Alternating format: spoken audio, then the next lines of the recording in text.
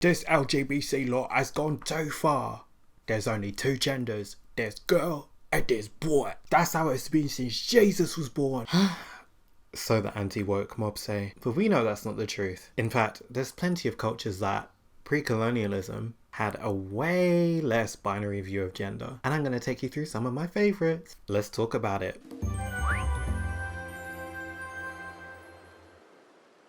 Hey, welcome back to my channel, or warm welcome if this is your first time. I hope if you're suffering from any symptoms that they piss the hell off soon. But while they're here, why not get comfy and come listen to me natter about some different versions of gender for the next 10-20 minutes. So this video is going to be different to the ones I've done so far, and that is just going to be kind of like a list. And at the end, I'm just going to give you kind of like my thoughts or how I felt researching these things, and yeah. So I'm going to take you through 5 different interpretations of gender around the world that don't really fit into our boring kind of man, woman, boy, girl, very binary view of gender that we've got going on here in the West. And you are just going to sit down with a nice cup of tea or some snacks, or you could be doing some chores, some housework, or cook, I don't know, whatever. But the main thing is we're just going to have a nice gender fucked time together. Cool? Cool. Just an FYI before we get into it, I will sometimes, or probably for a bit of it, use certain terms that we use in the West just as a comparative, a way to describe, so that to help you guys understand. Like, obviously I'm assuming most people that are watching this are probably in the UK, maybe some of you in the US, or you know, other parts of Europe. Either, no matter where you are, hello, welcome, extra hello and welcome to people who aren't in the UK. You're probably getting nicer weather than me. Mind you, it's actually alright. It's alright. I'll take that back. I've probably angered Mother Nature now. Some of this terminology I'll just be using because it's the most widely accessible and understood. But where I can, I'll try and say, you know, like it's like this, but it's not actually that. Do you get what I mean? But that doesn't mean that the people I'm speaking about would use those terms to describe themselves if they had the choice. Okay?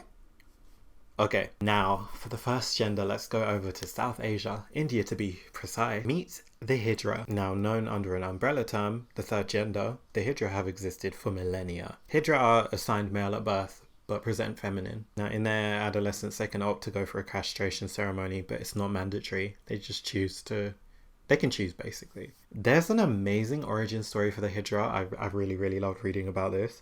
Now it says that Lord Rama, one of the avatars of Vishnu, and a Hindu hero, was exiled from his kingdom in Ayodhya. His people went to follow him, but he turned around and he said to them, and I quote, "Men and women, please wipe your tears and go away."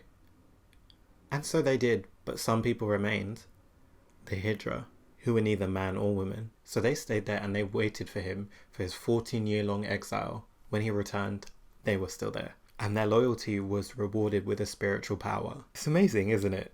Now, like I said before, the Hijra were people who typically assigned male at birth but present feminine. They mostly don't identify as transsexual, they just identify as third gender. But some are and some do. A lot of them are born intersex, but not all of them. And when they're young, they tend to go off and join a wider Hijra community where they learn to perform the kind of duties and rituals, which tends to include blessing, you know, important life celebrations like weddings and births with their spiritual powers. Now, like I mentioned before, so during learning, they do have the option to undergo a castration ceremony, and they offer their severed parts up to the Hindu goddess Bahuchara Mata. And it's believed that this sacrifice, alongside their general gender, is what gives them their power. They also hold religious authority, and because of this, they are given important positions that needed and relied on trust, such as working in courts. Now, unfortunately, the British did as the British do and criminalised the Hijra back in 1871, you know, while they were colonising India as they colonised half the bloody world. As we obviously know they are, and pretty much still are, staunch believers of the binary gender system, and believed that any other interpretation of gender anywhere else was just wrong, barbarous, you know, heresy. Insert as appropriate. This, unfortunately, had the horrible effect of changing attitudes and the culture, like, towards the Hijra people over the time. And to be honest, things were already a bit tough. They were already revered/feared in equal part due to their powers. Just as they could birth weddings and birth ceremonies, people believed they could also curse. So when they sometimes turned up to ceremonies, unannounced or unrequested, as was their way, there was sometimes a bit of hesitation or fear because they were like, oh my god, you what is it going to be? Because can you imagine, like, not saying I would do it, actually saying I would do it, like, if someone had wronged somebody, or even wronged one of the Hijra people, and then next thing you don't see them for 6 months and they turn up when you're having your baby, would you not be like, damn, she's going to curse my baby to have misfortune for the rest of his life? And like, would the curse be wrong though? Anyways, luckily the law that criminalized the Hijra people was repealed not long after India gained independence. But obviously a lot of damage was done during the time that India was under British rule, and a lot of attitudes were forcibly changed. It's going to take a bit longer and a bit more than just a law change for things to suddenly get better. And because of that, the Hijra are still generally treated pretty poorly. On the bright side though, colonial era laws like this are being overturned across South Asia. So we can dream that soon the Hijra will receive the widespread respect, love, and genuine, decent treatment that they deserve. Okay, now next we're going to hop over to East Africa, Kenya, where we have the Mashoga. Now this one's been a little harder to dig info on. Mashoga is a Swahili word and it's often used nowadays like an umbrella term and tends to be used as a term for gay men. A lot of Mashoga people are assigned male at birth but present female, but they wear clothing for both genders in a way that only they do. They used to have a really crucial role in marriage ceremonies, educating women on female matters. I don't know what that means. Now in the modern day, the Mashoga are still involved in spiritual practices. This might be, one of the only times they can actually safely be themselves, as just in general, male cross-dressing is seen as part of these spiritual practices. So the Mashoga can really just blend in with what's going on. Sadly though, the general situation is that the view on gender in Kenya has been influenced by Arab colonization of the previous centuries. Now, I've got a quote from a book, Boy Wives and Girl Husbands, from an author, I've forgotten her name, who did stay in Kenya for a good few years, like during the 90s and 2000s, to study their views on gender, and it really sums it up. Cross-dressing men play prominent roles in these plays that are seen as part of a low-class African or indigenous tradition, as opposed to high Arab culture. Yeah. It's obviously sad, and you can see plain as day the anti-blackness at play here, and how deviation from the two-gender rule is seen as like indigenous and black, and therefore low class. And it's just a reminder that anti-blackness is fucking everywhere. Anyways, now we're gonna head south and across the sea to Madagascar, where I can introduce you to the Sekrata people. The Sekrata are part of the Antandroy and Hova of the Sevakala First Nations people. They're assigned male at birth, but recognized female. They are raised as girls, which means they partake in female cultural norms. That includes styling their hair with certain decorative knots that are reserved for women, and wearing jewelry around their wrists, ankles, and, stuff like that. Though they are assigned male at birth, but female, they're not trans as they identify it. They're different. Now, they have spiritual status. It's believed that they're protected by the spirits, and because of this, nobody seeks to harm them, for fear of the retribution that the spirits would unleash upon them if they did so. Their spiritual status helps them in their work. They tend to be performers, but they sometimes do sex work as well. For the performances, they do ritual dance work in front of men, and their sex work was with men with authority too. Sometimes the sex work would be a ritual to aid in their good fortune. Okay, how are you holding up? You need some water? Some fruit snacks? I hope you're enjoying all of this fascinating information and the pace is good for you. I'm loving it. Okay, so we've got two more my lovely gender curious babes. Let's go. Hey, sorry for the random camera and position switch. My camera just somehow decided not to record a bit of what I said, or I got confused. I don't know. So you're just going to get a minute of me doing this video, and it's going to go back to that camera. Alright, so now I want to tell you about my absolute favourites, the Boogie, or the Buggy. I couldn't find out how to pronounce them. The Boogie are an ethnic group in the south of Sulawesi Island, which is on the Indonesian archipelago.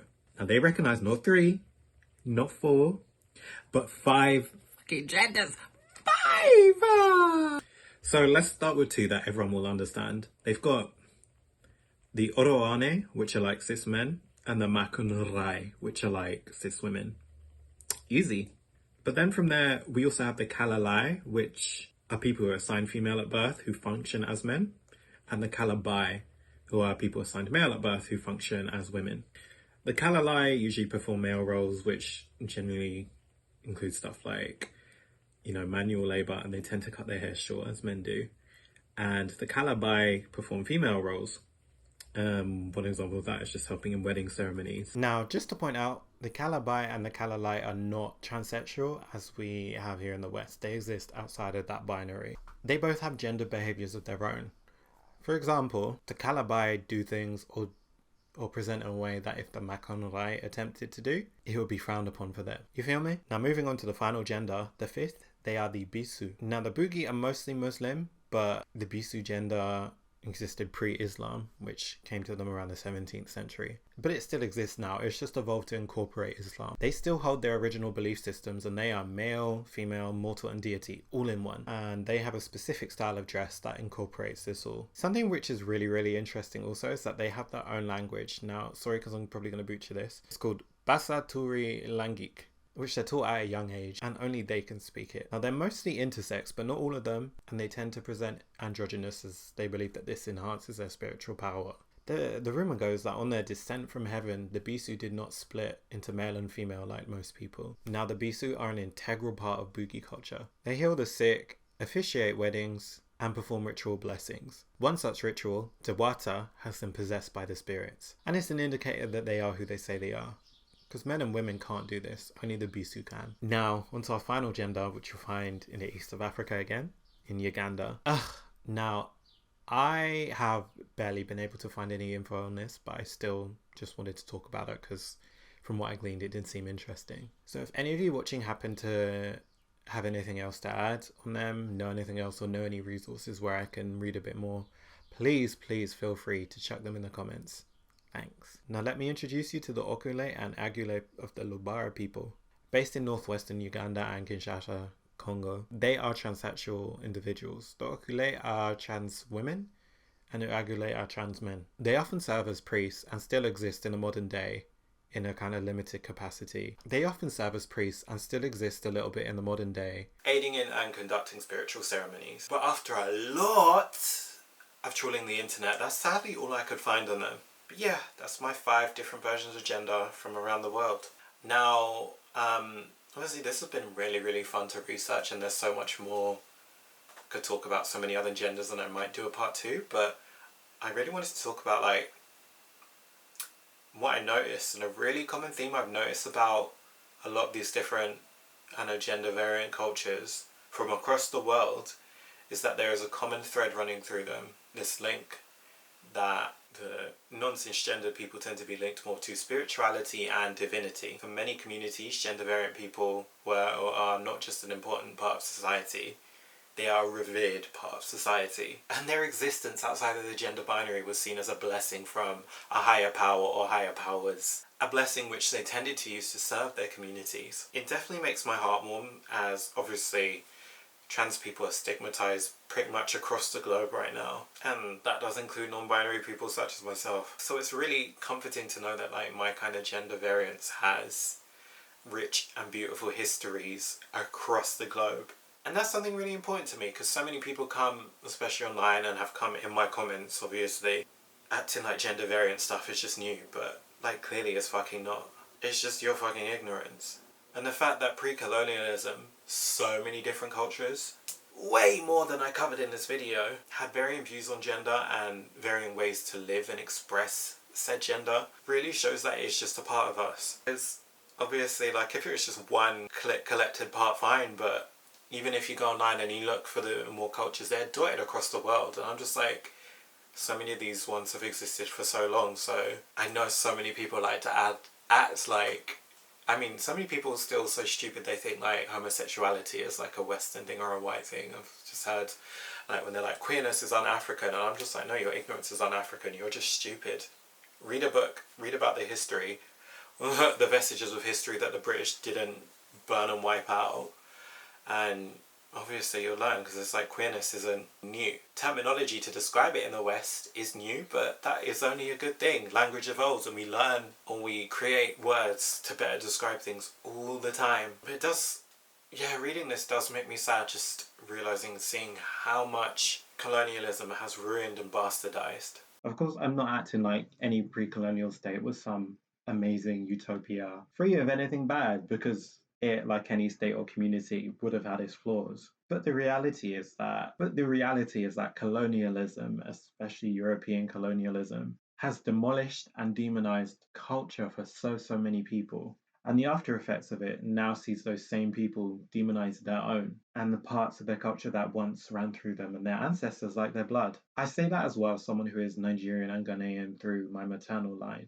Growing up and understanding, my queer self, obviously, as someone who identifies as being from those two countries, definitely been a journey. The beauty and luck for me on my side was that I came from a pretty open-minded family and like there was no homophobia there. But the culture itself, whew, what I really do love now is that I'm meeting way more queer Africans who are really expanding what it means to be queer. And through their revolution and their love, not only are they helping to keep alive long dead or fizzled versions of queerness, but also create new ways to be queer for the generations to come. I dream of a day when gender variant people aren't stigmatized and are just free to be who they are, explore who they are, frolic in whatever the F they want, and can freely learn of those that came before them. But until that day comes, I'll use this here channel, this here internet, and this here mouth to understand and spread knowledge about those queer people that came before us, who so many people tried to act like they didn't exist. Thank you so much for watching, and to my queer folk, again, I love you so much. No matter what you're going through or how the world or your neighbors or your family has taught you to feel about yourself, I love you. You are so worthy of love amongst all the confusion. Your spirit knows who you are and is trying to guide you. It is such a bumpy ride right now, just trying to explore these things and also understand yourself with the backdrop of all the mess that's going on outside. Like, me and my partner often ask ourselves, like, because we often present, I wouldn't say we present masc, but we wear men's clothes and put together like men's outfits mostly. And we're just like comfortable doing that. But we're always like, oh, if we're in a world where we didn't have to do that, wasn't a safe option, would we be more gender variant? Because at the end of the day, we're living within the realms of what is safe for us, or the outfits we go out in where we're like, we're probably not going to get looks, or we're probably not going to get certain people coming up and chatting shit to us. It's a long, complicated one. Yeah.